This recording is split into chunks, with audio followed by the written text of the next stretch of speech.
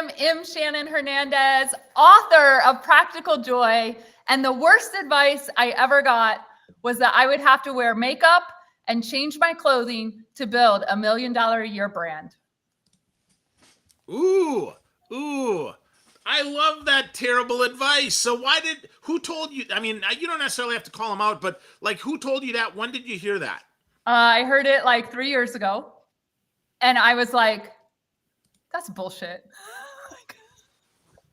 I mean, there was a part of me that for a moment was like, oh my God, are they saying like I need to like up my appearance or what? Like, but then I just had to like, I thought about it for a while, and then I came back about a week later and I said, you know what? That advice is not for me. I don't wear makeup, and this is pretty much how I like to show up, and I will build a multi-million-dollar brand being exactly who I am.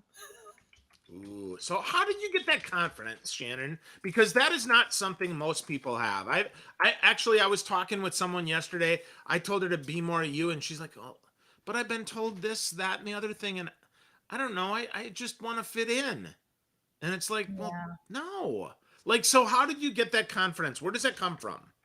Well, a lot of personal development work.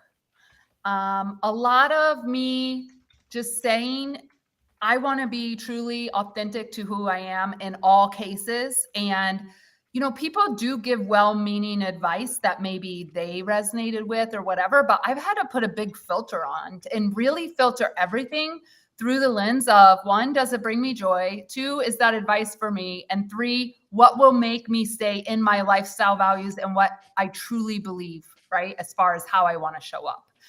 And sometimes the confidence goes like this. I think we all have those times, right? And sometimes, like today, I'm feeling great. I show up, I got like half a top on, some shorts, standing here in my beautiful home outside of New York City. And I'm just like, yeah, this is me. This is who I am today. Wow.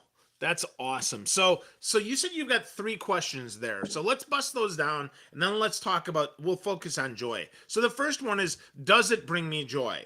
So how do you know that? Like, how do you know before you do something if it brings you joy or not? Okay. I believe, and the reason that I wrote this book, Practical Joy, and Phil has a copy too, y'all. Twinsies. I believe that our joy comes from our lifestyle values. And this is one of the very first exercises in the book. You may remember this. And it's really what I've learned about joy myself, but also what I've been so passionate to bring to the world about joy. And your lifestyle values do change as your life change. For example, some people, if they have kids right now, their lifestyle values will be probably very focused on family. But once those kids go out of the nest and go do their own thing, their top lifestyle value may be travel and adventure at that point. So our joy comes from knowing what our top lifestyle values are and filtering every decision through those values. Okay. I like that. I can filter through my values. I think that makes sense. So second way is you ask, is it for me? So practically, like, take us through that technique or that tactic that you use to make sure that is it for me? Okay. I'm going to use a really great, relevant example. I have been watching Survivor, the show, they're getting ready to film season 47. It's been on for 20 some years. Now that in and of itself tells you something about the show, right? Like generations upon generations have been watching and growing up with the show. For years, I've thought, oh my God, what if I could try out for Survivor? And I'd say, does it hit all my lifestyle values? So I ran them 3 weeks ago. I ran the idea of trying out for the next season of Survivor through my lifestyle values. And it was a yes, yes, yes, yes, yes. It was all yeses. And that is how I know it's for me. It's got to check really like 4 out of the 5 is a yes for me. But on the flip side, right? You need to wear makeup. You need to change your clothing in order to build X amount of brand, right? Does that go with my sense of travel and adventure? Not really. Does that go with my value of health and fitness. Not really, because a lot of that makeup has crap in it that I don't want on my skin, right? So this becomes a filter for people. And that's a beautiful thing about finding your joy. Wow. Wow. I love that. Well, then the whole values thing, that's just rerunning that through. I love that. That's beautiful. So lots of practical tips. That's what I love most about your book. It's practical. And I actually asked you, I'm like, Shannon, I'd be happy to take a PDF of it. And you said, hell no, it's only a physical copy. And friends, if you're thinking, you want more joy, I would just encourage you. This book is A, it's an easy read, and B, it's action packed. Like, it's stuff you can do. Shannon gives you great stuff here. So let's talk about that Survivor thing. You tried out for Survivor. What the heck, Shannon? Are you crazy? That's what my dad said. He's like, can't you just go camping? And I'm like, no, Dad, I've done that. Here's the thing. I've got to submit my application by July 31. So I'm working on what I'm going to say for my little 3-minute video. They don't want it scripted and they don't want it edited. So I got that going for me because that's how I built my entire business and life, right? No scripting, no editing. So yeah, here's the thing, Phil, and I know this is going to sound like, I said this to my therapist yesterday and she's like, Shannon, this sounds kumbaya. Like, do I need to bring you back to reality? And I'm like, no, I have 2 main reasons I want to go on Survivor. And it's not to win the $1 million. I don't care about the $1 million. Okay. Reason number 1, I identify as non-binary. And for season after season, there's been very few non-binary people on there, whether they've applied or not been represented, I don't know. So I'm going to put that as part of my video. And so many of the alliances form along gender lines. So one of the big questions for me has been, what would this look like if gender didn't actually matter?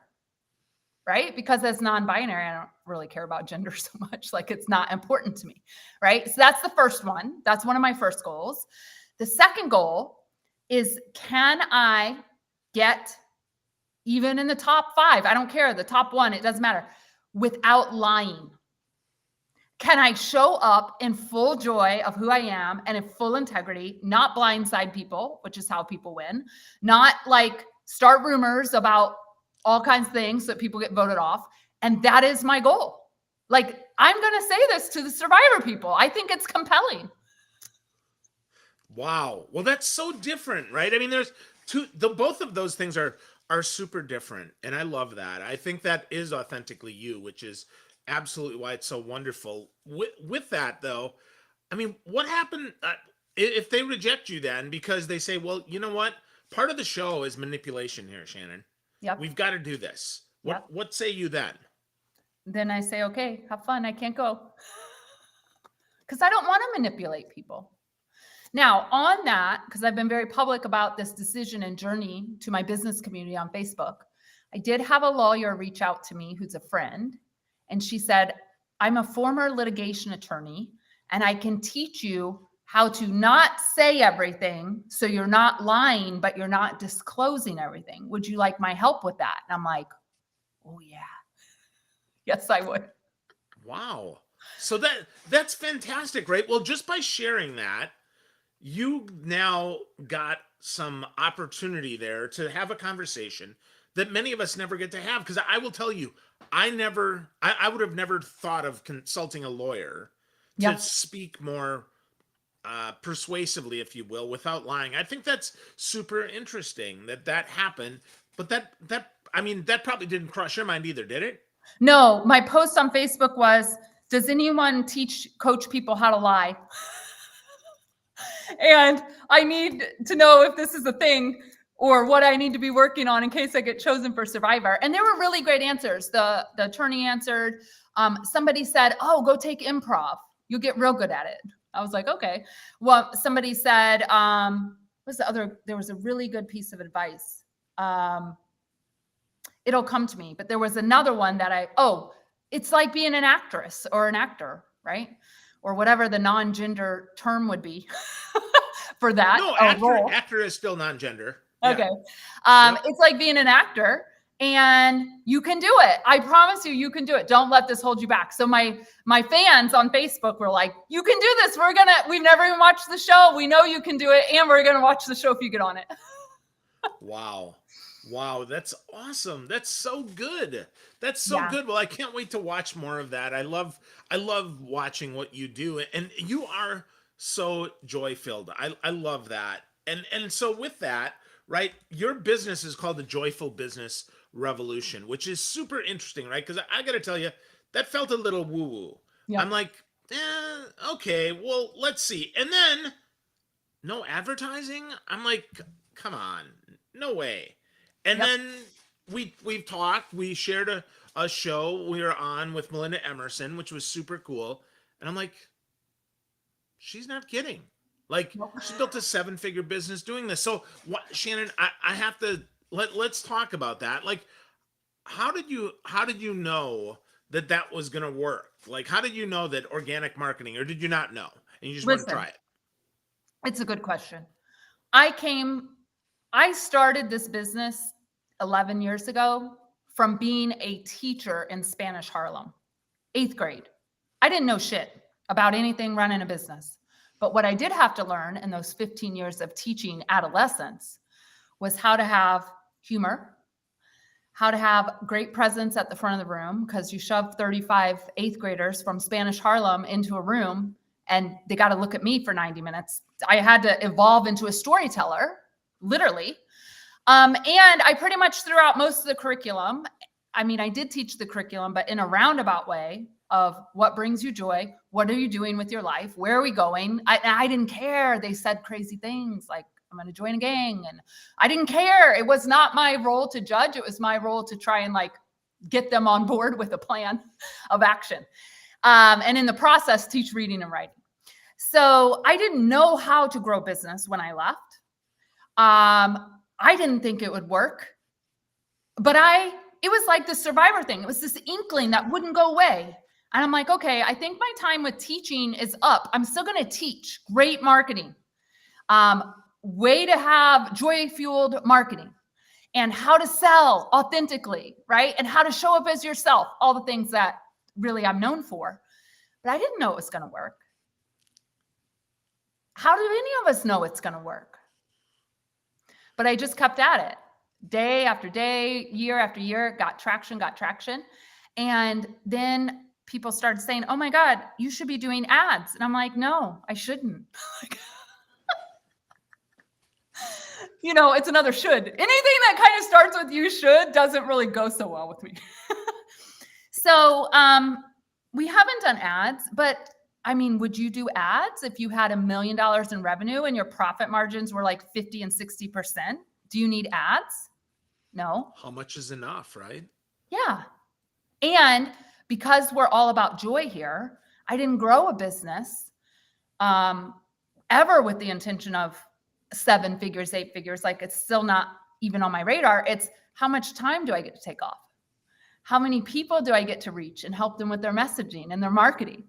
How can I go away for 60 days on Survivor and my business survives? My team says yes, we're fine, right? I have a very small team, only 3 people on my team. So it's a challenge, and I love a good challenge. If there's anything I love, it is a good challenge. And so I just, every day I wake up and I'm like, wonder how many more people I can reach today without going to ads. Wow. A couple of things there that you said that were interesting. One, you said teaching. Two, you talked about joyfulness, right? And all of that. Three, you really made it clear what you stood for and what you don't, which I think is super awesome. So let's start back further and define joy for us, Shannon. What the heck does that mean? Because we've been banding it about now for almost 15 minutes, and I didn't ask you to define it. So what does joy mean to you? Yeah. So joy to me is the feeling on the inside. I say joy is an inside job. It's the feeling that you feel fulfilled and you feel content. Dare I say it? Oh my God. How many times have I said, I'm just content? And people are like, maybe you should do something else. And I'm like, no, content is a good place to be. Right. And it doesn't mean anything's wrong or bad, but I'm just not longing for anything. Do I still have goals? Yes. But when I lay down at bed at night, I get to count all the things that brought me joy today. And that's a beautiful place to be. Is every day like that? Absolutely not. I'm human, right? I have days like everyone else where some things just suck. But in the sucky moments, I'm able to say, can I find just a little bit of joy right now, just for this moment? And usually that will turn it around, right? What would make this joyful is the question that I ask. Mm. What would make this joyful? That's a powerful question, especially understanding that's on the inside. Nobody else can tell you that. Yep. That's your responsibility, your opportunity, if you will, to be more joyful. And I just have to share this. When we first were going to record the interview, you said, Phil, today is not the day. I'm busy and I'm won't be joyful. So naturally, I said, okay, well, let's reschedule. And I can, even though we just, we exchanged a little bit of voice message there, I can absolutely feel your energy completely different today. And Mm-hmm. I'm so glad that we picked today because it does make a difference. If you're full of joy, if you're full of energy, full of happiness, full of what you love, well, you found the joy. And now you Yeah. can be fully present. And I love that, Shannon. Yeah. I love And that I want to say authenticity. on that, thank you for reminding me. So, y'all, we were supposed to do this interview like a month ago. And I did. I messaged Phil, Facebook message. I'm like, hey, I'm really busy. I am not feeling so joyful. And I want to know if we can reschedule this. Because I want to be joyful. Right? When I have this interview, I want to be the best I can be. And he said yes. And so I think part of joy, and a lot of people miss this, and this goes back to the confidence and the courage at the top of the call, was I ask for what I want and need. Now, you could have said, you know what, Shannon, no, I'm leaving, I'm traveling. That's fine. I would have showed up, done the best that I could do, right? But it is our responsibility to advocate for what we want and need. And I think a lot of us, until I found this more joyful path, I had a lot of guilt or shame or anxiety around asking for what I wanted or needed, or, oh God, then I'm going to have to like owe somebody, all those things that kind of go into my mind. And I've just decided to erase all of that. And I am asking for what I need. Go back, Survivor, ask, how do I lie without lying? Right. Then I asked, who knows somebody that's been on Survivor? And somebody connected me to a 74-year-old lady. I had a conversation with her last week on the phone. She lives in Kansas or Oklahoma. And she was the oldest woman in season 9 at 54 to compete, and she got 3rd place. I'm asking for what I need. Hey, I will speak at your event, but I'm not doing a booth. That kills my energy if I have to stand at a booth. I will work the room. I will help you in other roles, but please take that out of my contract. They never say no. They never say no. So asking for what you need is a big part of joy. And I think that's a muscle people can work on, all people. Yeah, definitely. Well, asking for what you want, why not? I mean, what's the worst that happens? They say no, and okay, that's fine. But at least you asked. At least you don't feel any regret or resentment from that. Or you could then say, well, then I'm not doing it, which is another choice, right? If it's not a hell yes, it should be a hell no. Yep, absolutely. And I don't know if you remember this, but you were in my group and we did a beautiful training on it was really about asking for referrals, right? Yep. And I thought about that conversation a few days later when I had an opportunity I found about this event where there were a whole bunch of joy researchers and all the tickets were sold out in Manhattan. And I was like, what would Phil do? What would Phil do? So I got on LinkedIn. I started poking around, see who I knew, who knew who. And I messaged her. Her name was Debbie. I said, Debbie, we haven't met officially. We've talked a couple times on email. I see that you're connected with the person holding this event. It says it's sold out. What would it take for you to get me a ticket to this event? I need to be at this event where all the joy people are. She came back a couple hours later and she said, I got you a ticket. And that event was Wednesday night this week. And it was out of this world. I am so glad I was there. I needed to be with those people. But I asked for it. Even when it said all tickets are sold out and I didn't know who the organizer was, I said, what would Phil do? That's what I did.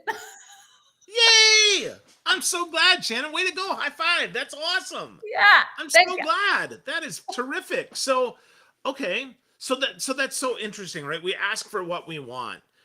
organic marketing is a lot about that, right? But not just asking, right? We have to pour in, Yeah, right? We have to tell story. We absolutely. have to offer humor. So take me through this, because today I took this content personality thing that you have on your website at joyfulbusinessrevolution.com. I wanted to wait. I mean, I got a couple pings, like, because I signed up for your newsletter right after we Yep. talked, because I want to get to know you more. But I waited till today to take it, and I have to tell you, it was not what I expected. It actually said, dude, you should do more what it gives you joy. And I'm like, oh, well, duh. Like, having known you, I should have expected that, but I didn't. So talk to me about that, Shannon, because I think that's super interesting. This content personality is just it it's both what you expect and not at all what you expect. Yeah. Well, I have to say, I know you took it about an hour ago, and I know Yep. your result is live in person.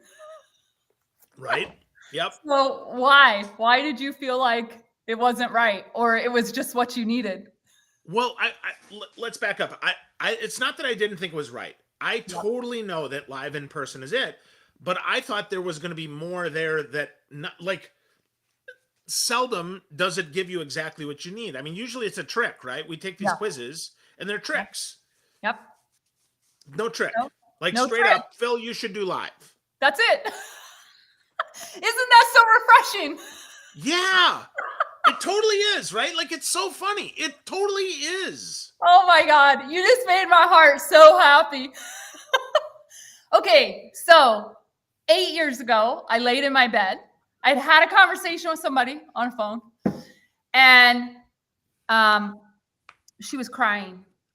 And she said, she's from California. And she said, I do not want to write a book. I signed up for a coaching program. It's a year long. We're in the last 3 months. Now I have to go to California or wherever she had to go. And I have to sit in a hotel room and write a book. And I don't want to write a book. And I said, why are you talking to me? She said, because I figured I could pay you for a session. You've written books. You've helped people with their business books. Like, we could get an outline, so I'd be motivated to write a book. And I said to the lady, I'm not helping you write a book if you don't want to write a book. That shit ain't joyful. Why would you go do that? Tell them, no, you're done with the program. You got what you needed. Come out the last 3 months. You'll be fine.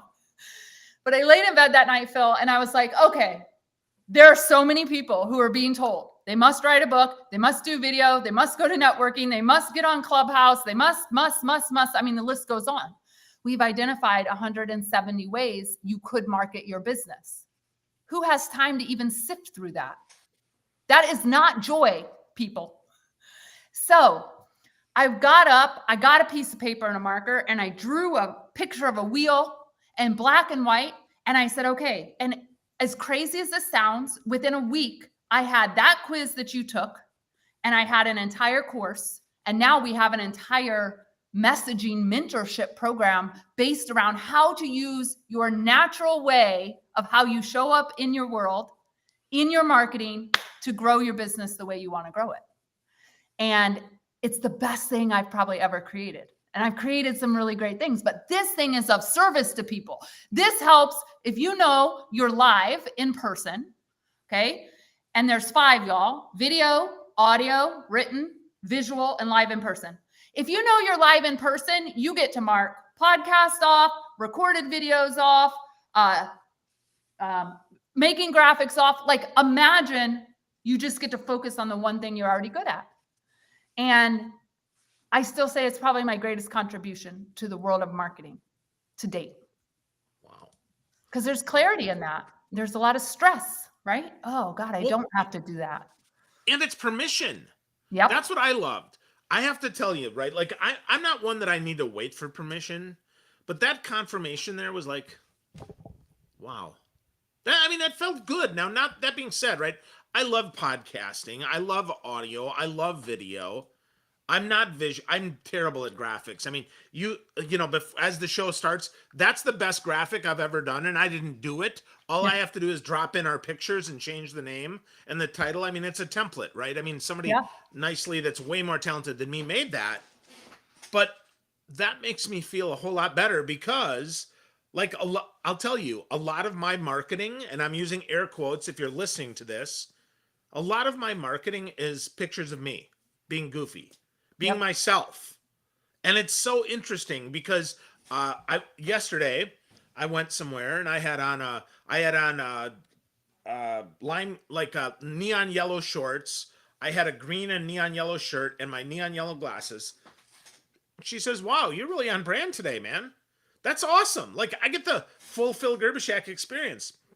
And I'll tell you, Shannon, that brings me joy. Yep, absolutely. But you know what that is? That's your authenticity. You're not two different people.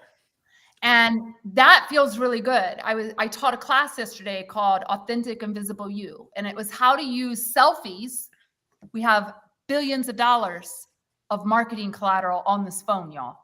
How to use selfies or pictures that you've taken and combine it with powerful messaging for organic marketing success. And I shared with them the best compliment I can get stopped in an airport. I can get stopped out in a hotel. It doesn't matter. People say, "Oh my God, are you Shannon Hernandez?" And I'm like, "Yeah." And then they're like, "You look exactly and you talk exactly like you do." And I'm like, "That's it. That's what we want, people." So I agree. That is what we want, right? I love that compliment too. Now I'm gonna ask this though, because I have an answer for this, but I want to hear your answer. How do we do that, Shannon? How do we be authentic to ourselves? Yeah, like how do we do that when the world has told us over and over again that we're not enough, that that isn't right, that we need to do this, that we need to put makeup on, that I have to wear a shirt and tie, all this stuff. Like how do we do that? Yeah. I mean, it's going to sound very simple, but it's deep. You have to learn to trust yourself. You Say have more. to learn to trust yourself.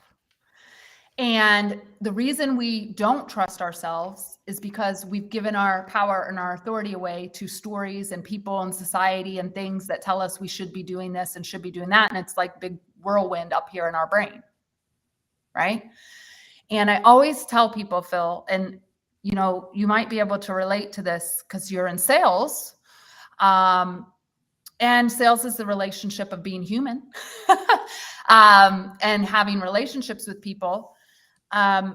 If there's any point where I don't start trusting myself, and there are times when it comes to my marketing, I'm talking about, I have a mantra. I trust myself. I trust my process. I trust my marketing to do its job. I trust myself. I trust my process. I trust my marketing to do its job. And that will take away that little bit of doubt where I see the Facebook ad who says I should be doing this, or I listen to somebody who said I should be doing this. I have to go back and trust myself, fully trust myself that I know what's best for me. And I know why I'm doing what I'm doing. And I'm deeply connected to myself and my purpose and my process. And that takes a lot of self-development work. It takes a lot of putting people out of your mind. Quit scrolling. Scrolling makes me not trust myself. Yeah. And it's so easy to pick up that phone and just scroll and see what's happening and get everyone else's stuff in your brain. Wow. Yeah. Wow, that's a great way to look at that. Trusting ourselves and shutting out the world. Like really Yeah. getting focused here. Almost putting noise canceling and blinders on so that we can lock in and listen to ourselves. Now, I have to ask, are you an introvert or an extrovert? I am an introvert. Okay, so I have to ask. I'm an extrovert. You probably figured that out. I'm a Yeah. capital E extrovert. Like I'm probably as extroverted as anybody in the world you're going to meet. Okay. So, how do we learn to listen to ourselves when we need people around us? Mm. Well, I don't share a need of needing people around me. So I don't know. I'm going to answer from an introvert, and then I want you to answer from the extrovert because I think we have a unique opportunity here. So, how do we trust ourselves? Period. We listen, we reflect, we have quiet time, we see what's working, we see what's don't. We ask what would bring us joy, and we have a filtering process. And we make sure we're aligned with our mission and our why we're doing what we're doing. Because it's really hard to trust yourself if you don't even trust that you're doing what you're supposed to be doing in the world. I mean, we've all been there, right? All been there. And I don't go around people to get validated. I don't hire coaches and therapists. I don't hire anyone to get validated. I hire people so I have a different perspective of myself, but then I still run it through all my filters. So that's my answer as an introvert. How do you trust yourself as an extrovert if you're around people all the time? Yeah. So first, I I think your insight there about not looking for external validation is really strong. I mean, that's super strong because most people we think that are not validating us aren't even thinking about us. Let's be really clear. Most people are focused on themselves. I think understanding that was the first step for me and being okay with who I am. Yeah. The second thing in needing to be around people is I believe it's the right people. It's not everybody. Mm. There are a lot of people that I don't care to be around. Not Yeah. everybody gives me energy. Not everybody, to use your words, right, gives me joy. So that's the second thing. You know, a lot of people aren't my people. I'm really okay with telling people that no, thank you. Yeah. Um, but how I got here, I will tell you, is three simple words. It's practice, practice, practice. Mm-hmm. It takes time. This is not, and you know, like you, it isn't every day that I feel this magical, oh yeah. No, I'm human too, right? Like even though most people that see me think, oh yeah, Phil's the happiest guy I've met. Well, no, I'm the happiest guy you probably see, but there Mm-hmm. are absolutely times that suck. I just don't talk to people when that happens. Yeah. You know, I know that I'm contagious. So I don't want to infect people with my Mm. disease, whether that's, well, when that's negative. I guess I do want to when I'm positive, but that is all about the practice. Now, it's practice in the sense of if you play sports, it's a practice to get better, but it's also a practice in understanding that it's not perfect. Yep. It is a practice and you just get better, and some days still suck, but as an extrovert, not my people, practice, practice, practice. That's the only way that this gets any better, because otherwise we don't know ourselves, and if we don't know ourselves, we can't trust ourselves. Absolutely. And practice, I say in the book too, Practical Joy, your joy is a practice. It's like your yoga. It's like your meditation. It's like your sports training. It's like survivor training, whatever. Joy is a practice, and everyone can have joy, even if you have grief. And that was another reason I wrote the book, Phil, because I kept hearing things from people that have way bigger platforms than me. They're probably spending a lot more money on advertising and publishers than me. But they'd say things like, oh, just be more grateful, you'll have more joy. And that really started irritating me. And I'm like, those two don't, I can be grateful and still not have joy because I don't understand how to tap into the joy, right? So that was one of the reasons I wrote the book. But during the book came out in April. The past 4 years, I've been in a big transition in my marriage. And this was one of the impetuses for why I needed to write the book, because I've been married for 13 years. The first 9 had a husband. My spouse has transitioned to a woman. And that, you want to talk about learning to trust yourself. That'll do it for you. Who am I? What do I believe about love? I love this person, but their outside is changing, right? And it's like, what am I going to do? My family walked away. I still, to this day, say I had to find joy amongst the grief, right? There was a lot of grieving to let somebody go who's still living and make room for somebody else and rebirth your marriage and rebirth your own identity, right? Because people love to just look at us and say, oh, Shannon must be a lesbian. No, Shannon's not a lesbian. Not by any stretch of the imagination, never identified as it, right?